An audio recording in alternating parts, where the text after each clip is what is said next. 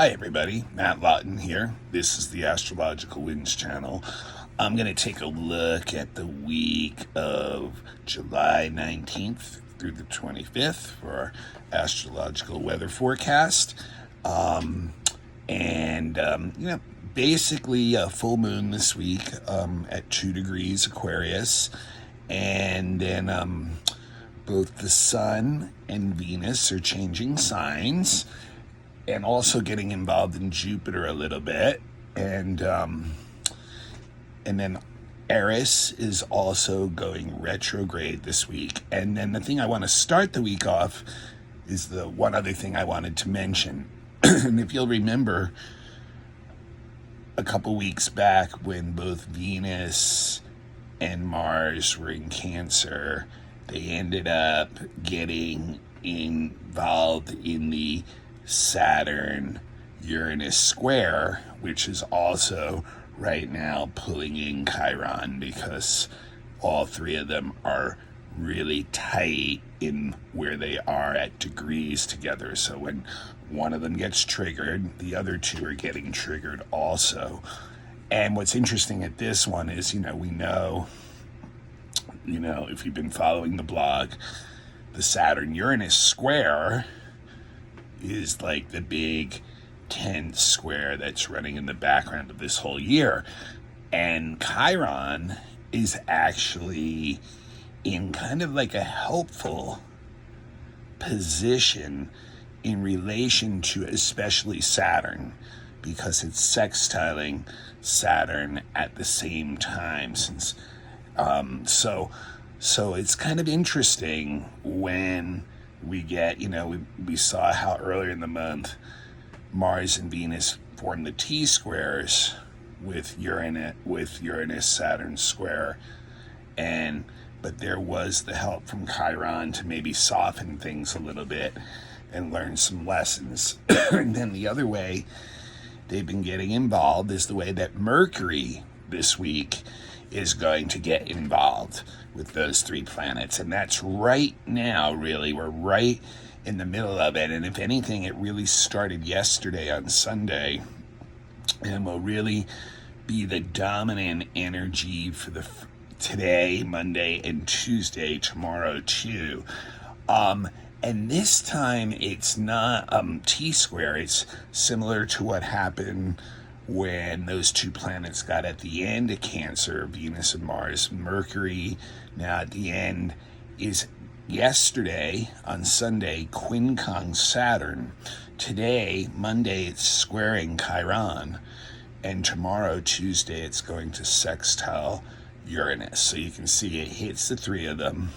And so what's it all mean? I think, really, when you look at the pattern of how the three of these will work together, two of them being stressful aspects and one of them being an opportunistic and positive aspect, we can pretty much get a story again of how this is going to probably work out in a general sense for the most part. And that is when Mercury is quincunx Saturn, a lot of times like hidden fears are very dominant in your thinking process and the attitude of the way you're approaching things intellectually. So you may see what some of these are or you may not.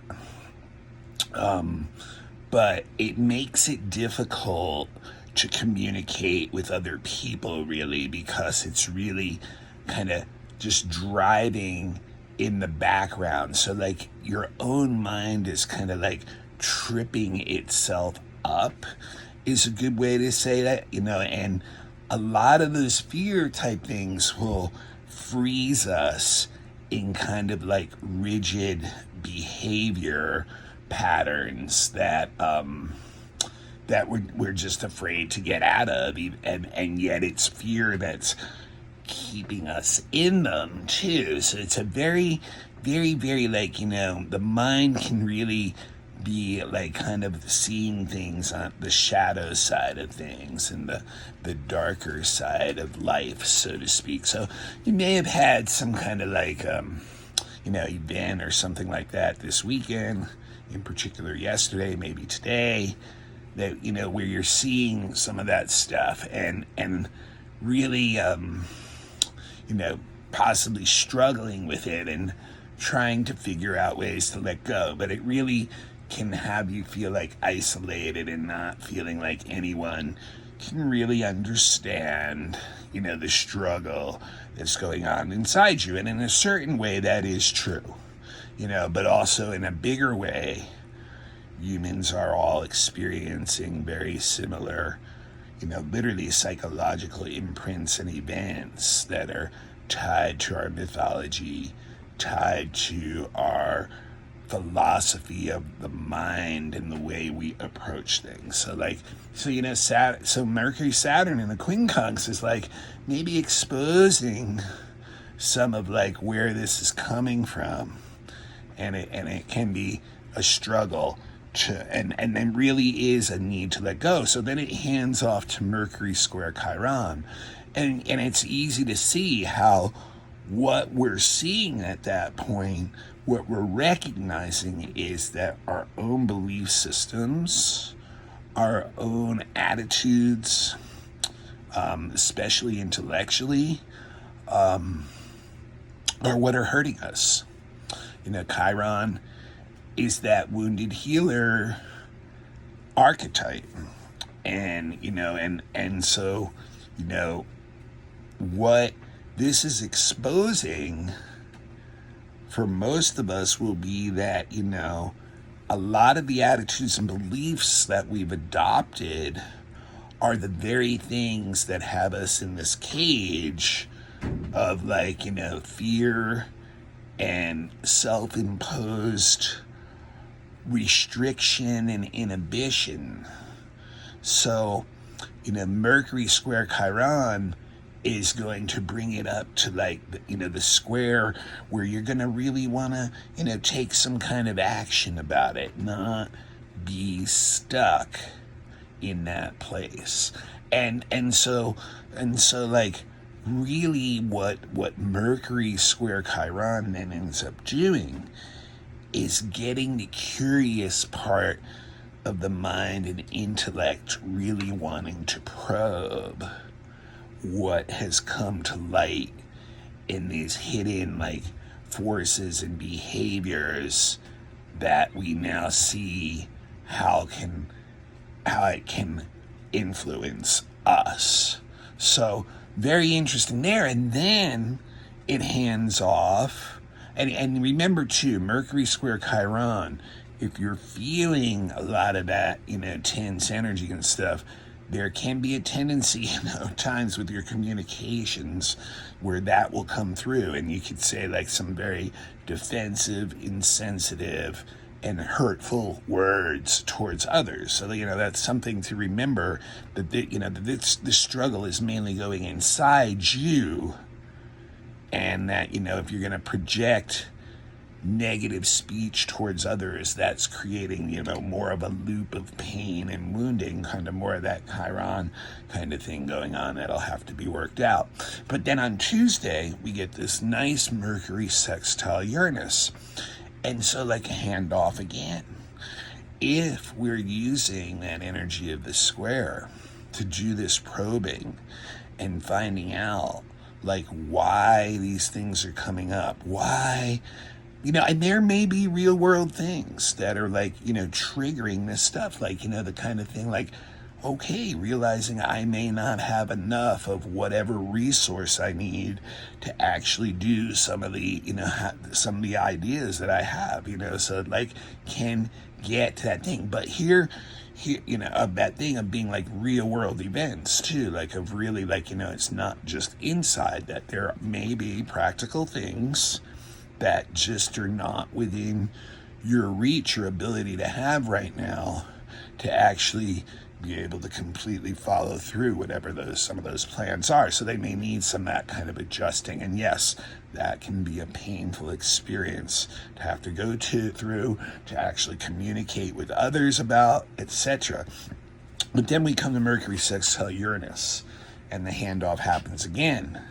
And to me, this is like where we, see those things that we saw, and possibly through others too. Like others may help us out in bringing like new information to us about some of these things that we're seeing that are painful, and then like getting like some new insights that suddenly like kind of just turn the page of our attitude and really get us excited, because it's like, okay, I was able to see, do some work, let some of this go, and then like, the universe responded somehow by giving me a new insight through maybe someone else, or maybe through some research I did on some of this stuff. And now I have new understandings that are really exciting and have me like, feeling like, life is really interesting and exciting again. And not only that, Mercury sextile Uranus is so perfect of an aspect for finding new solutions to old problems, which is exactly what the Mercury quincunx Saturn and square Chiron is all about. So what a perfect trio together of like, the dualism of our human condition, and like the opportunities that we have to like grow when we get new insights.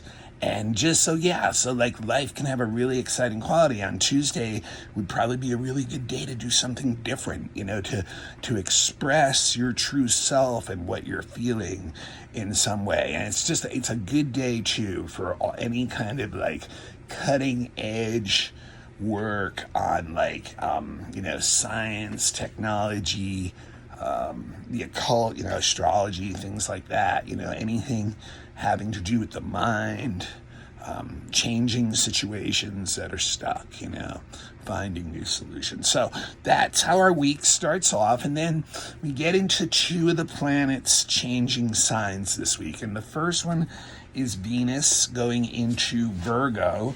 And that is happening that is midweek. Yes, Venus into Virgo, and it's on Wednesday. And so when Venus is in Virgo, it's actually in fall. And what we mean by fall is it's one of the signs that, if not the single most a sign of this 12 signs of the zodiac, that Venus is most uncomfortable in. If we remember, Venus is all about mainly love and affection. It's also, about money, our finances, our creativity, things like that. But when Venus is in Virgo, it feels like it has to serve others in order to get love. And that's fine, unless that's really the way you're approaching love, like in the sense of like feeling you're not going to be liked or accepted unless you give some kind of service to someone. So you can see how that can really be, for a normal Venus approach to relationships, just not the normal way of doing it. It's not a really feel good about myself kind of thing.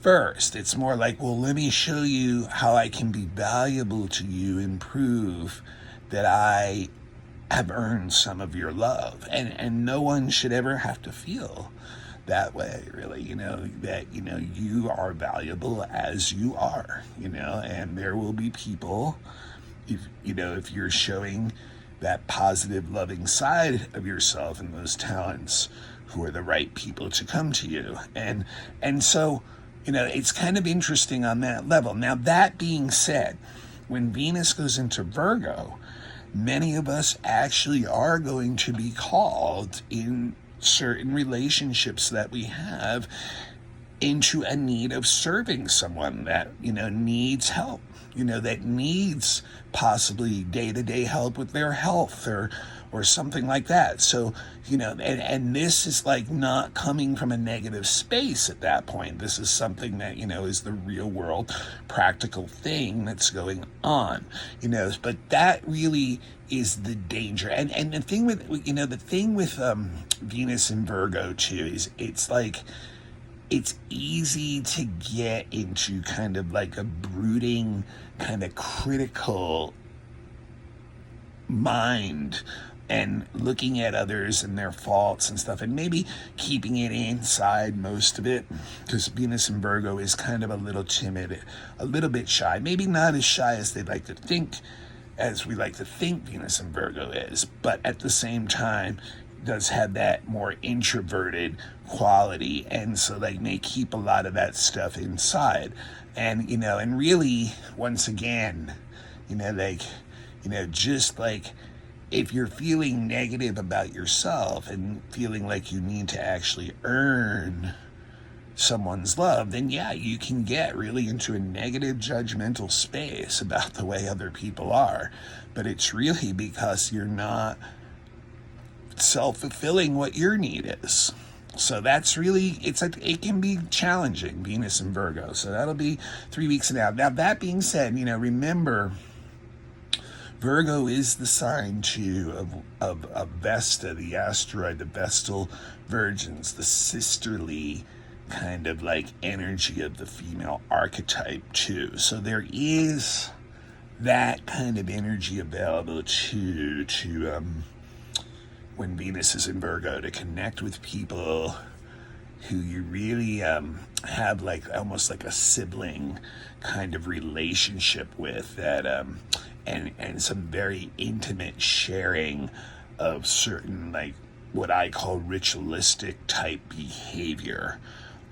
So that, that can be a positive thing. Now, what's interesting is the very next day, on Thursday, Venus is opposite Jupiter, which is kind of funny because, Venus just went into the, this very conservative sign, and Venus opposite Jupiter is actually one of the most, if not the most, like, kind of like extravagant, kind of wasteful type of aspect. I mean, it's a real feel-good aspect, don't get me wrong, but it's also the type of aspect where most people kind of just like, it's very like, let me indulge myself. But it's really good for personal relationships, one-on-one relationships, romantic relationships, things like that. But what's interesting about it is Venus just went into Virgo.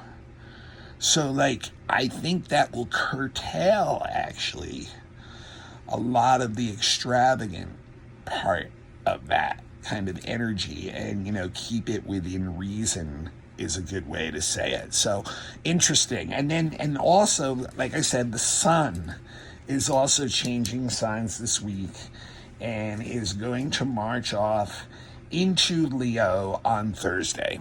And so, Leo is all about our need to express ourselves, to express truly who we are, to not hold back and hide that, to not be afraid of our own talents, our own power, our own strength, our own ability to lead.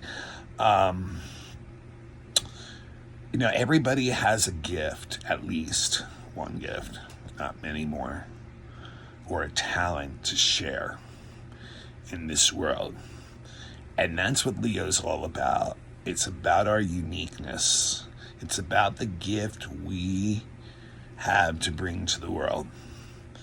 And if we're not sharing it with the world, we're not doing our part. We're not doing our part for ourselves. We're not doing our part for the rest of the world. We're falling short for both of them. We're turning our life from what can be a rainbow palette into a gray, into a black and white, into a charcoal drawing. So when the Leo energy picks up, the need to express ourselves becomes very strong. And Leo is a very, like, the most willful we're one of the two most willful signs in the zodiac. So it can really, go forward by itself and shine and be put into positions of leadership in the areas where we shine in a very natural way. Now, the problem with Leo is that it's also very stubborn and sure that it's right. So is non-negotiable, basically. When it's set and going, it knows that this is what it wants, and it's not going to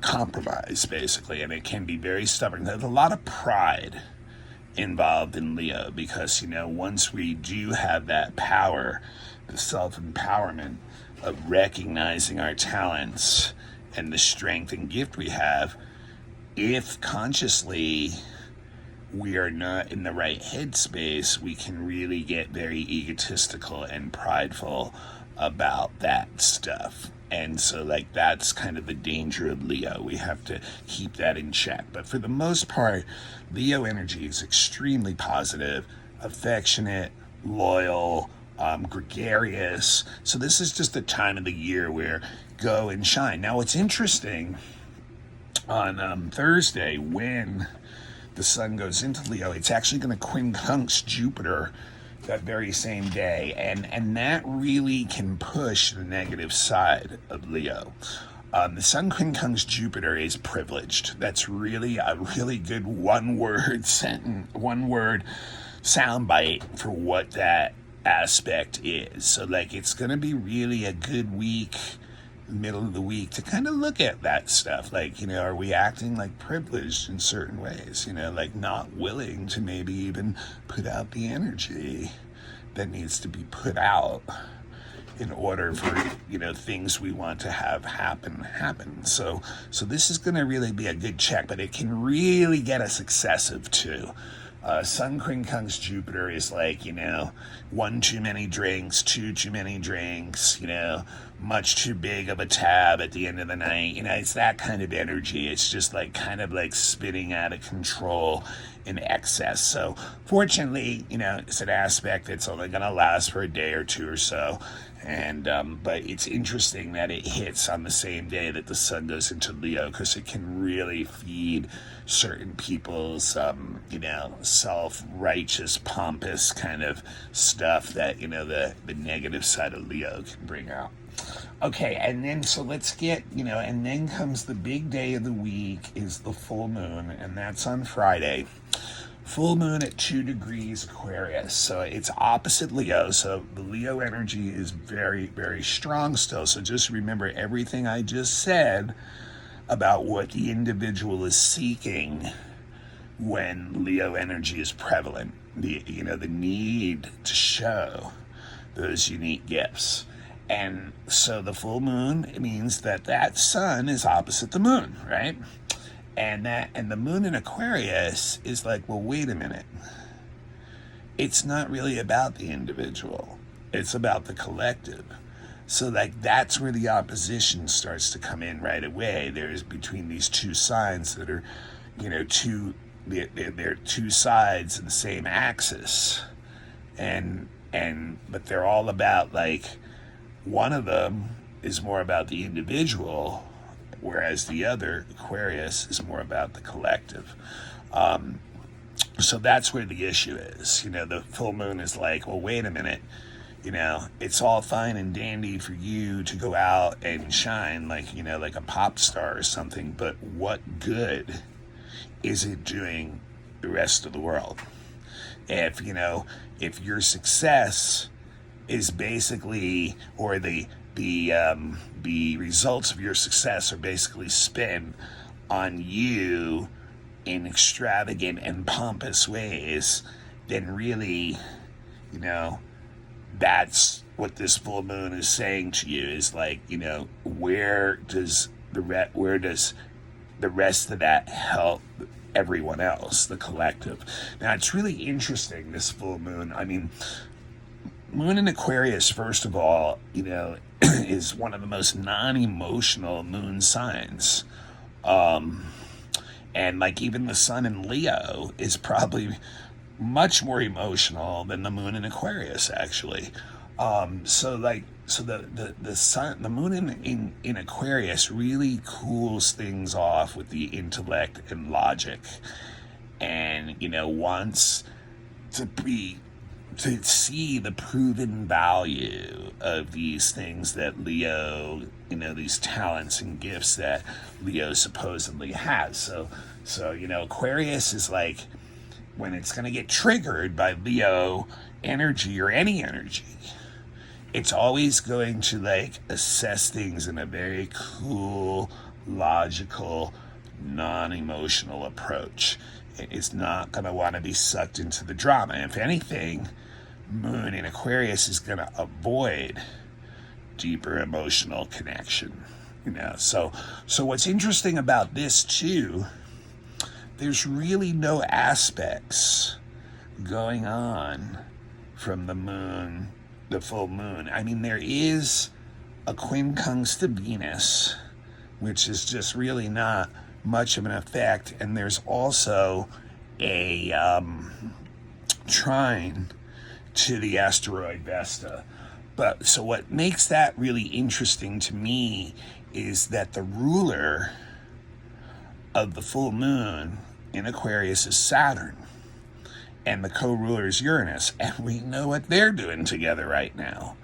So what I think may happen here, especially at 2 degrees, is that this full moon's really going to shine a light on how far we have to go about restructuring the structures in our lives that are falling apart from the Saturn-Uranus square. And when the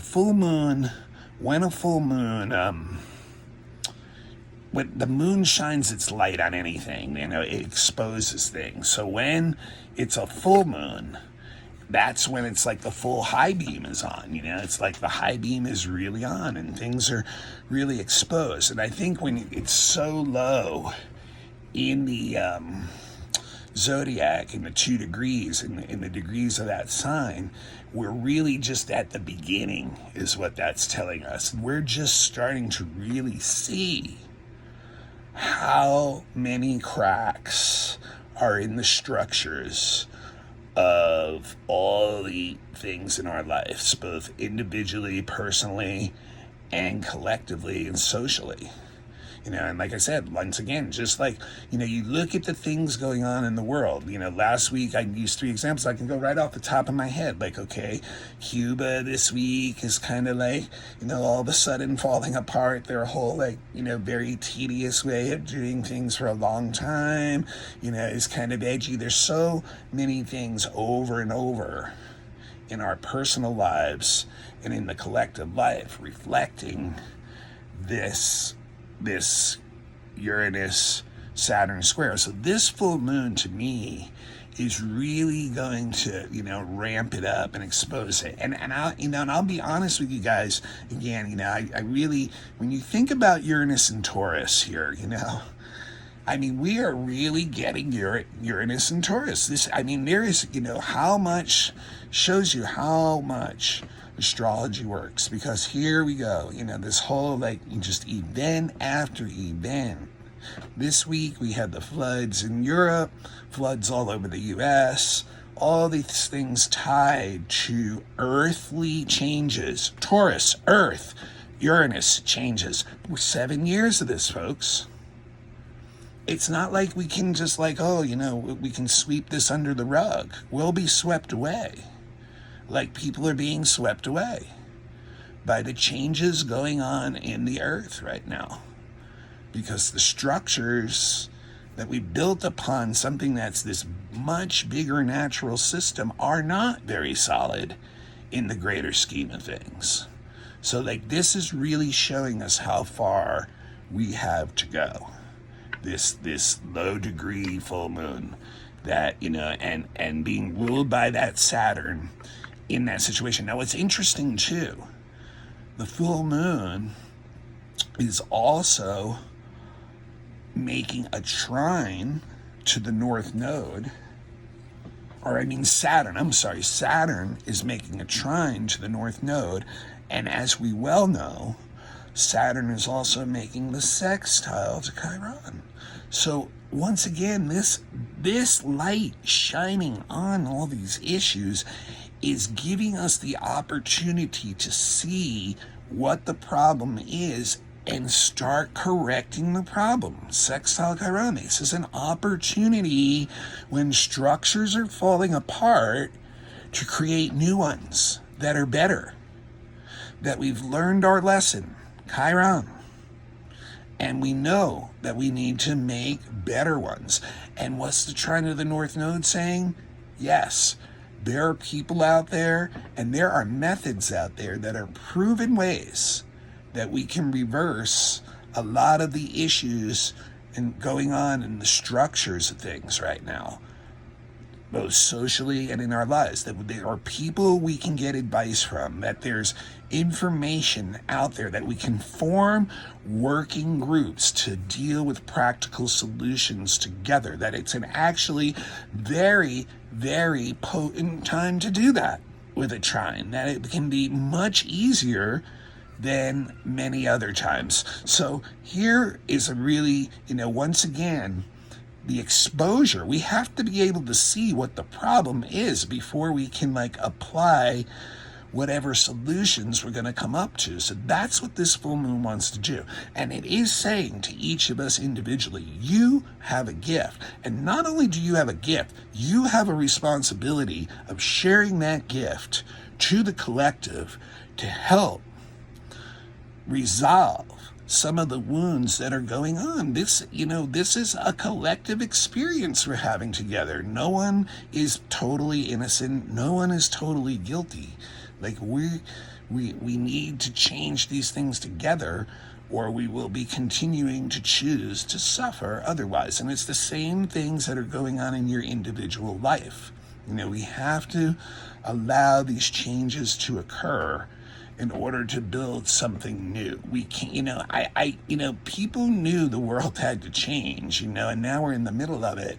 And how did we expect this to be an easy thing?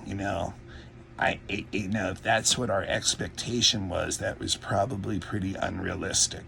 Any kind of change can be very challenging in our lives. So it's not easy, but it is affording us the opportunity to do that, to bring better structure in, more holistic, more healing,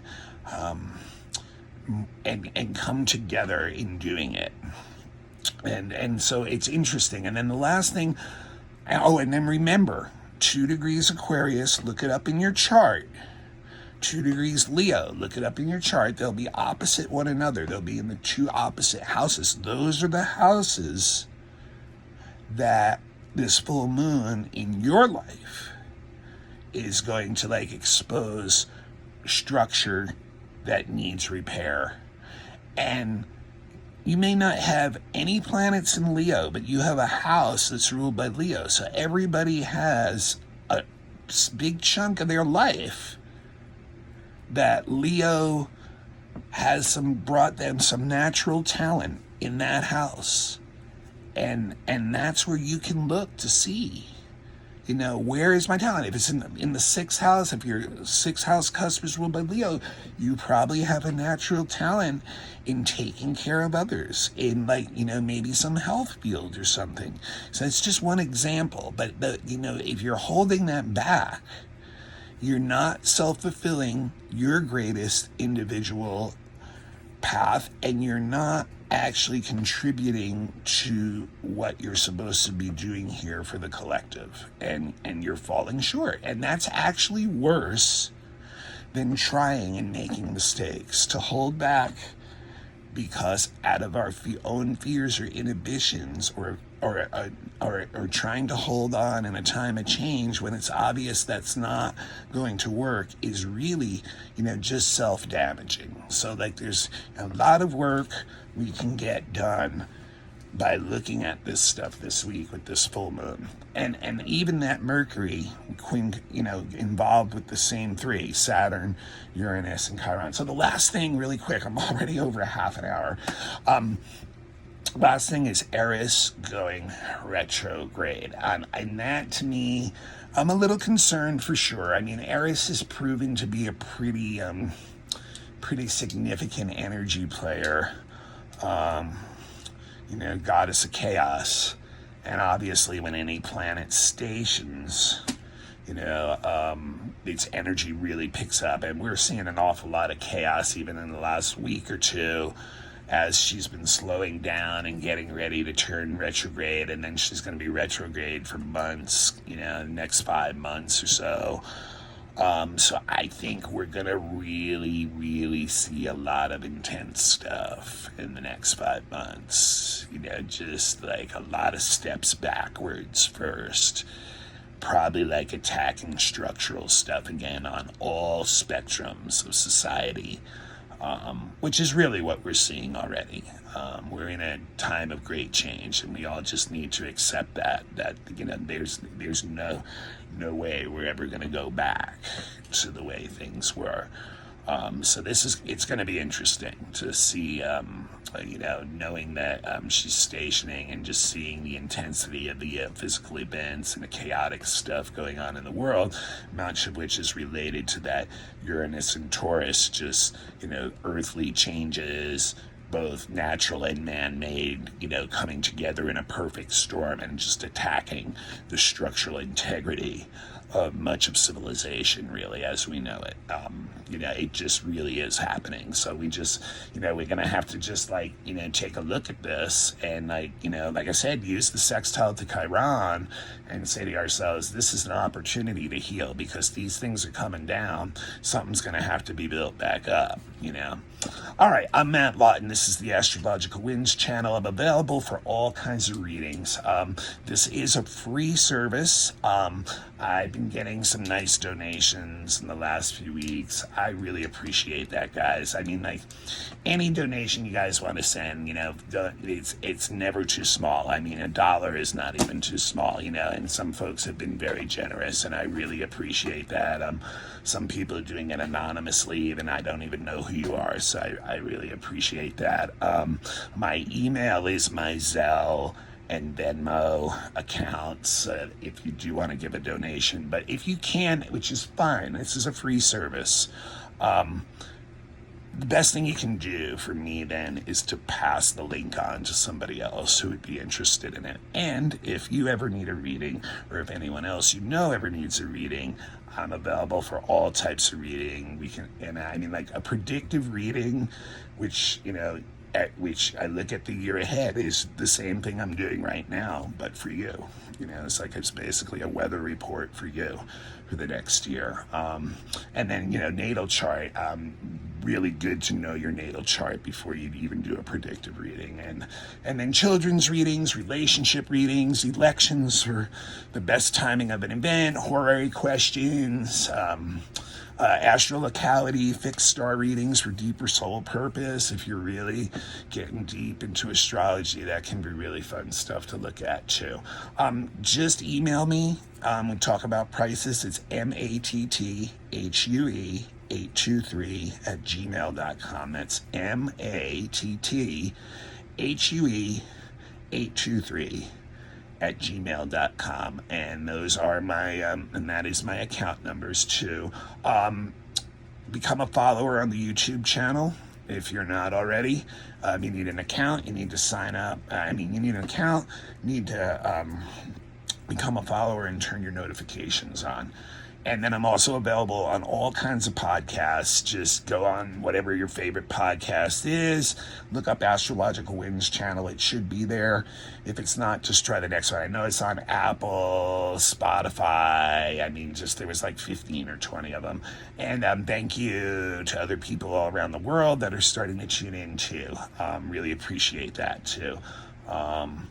So yeah, otherwise, let's just try to use the light of this full moon to get a better understanding of where we're all at, so that we can all, rebuild these structures both in our lives and together in society.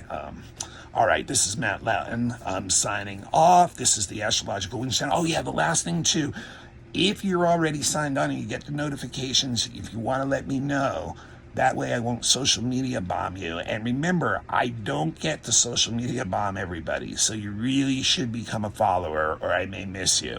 And, there's just too many followers at this point for me to be able to do that. So, all right. Thank you, everyone. Appreciate all the positive feedback and hang in there in this time of change. Until next week, this is the Astrological Winds channel.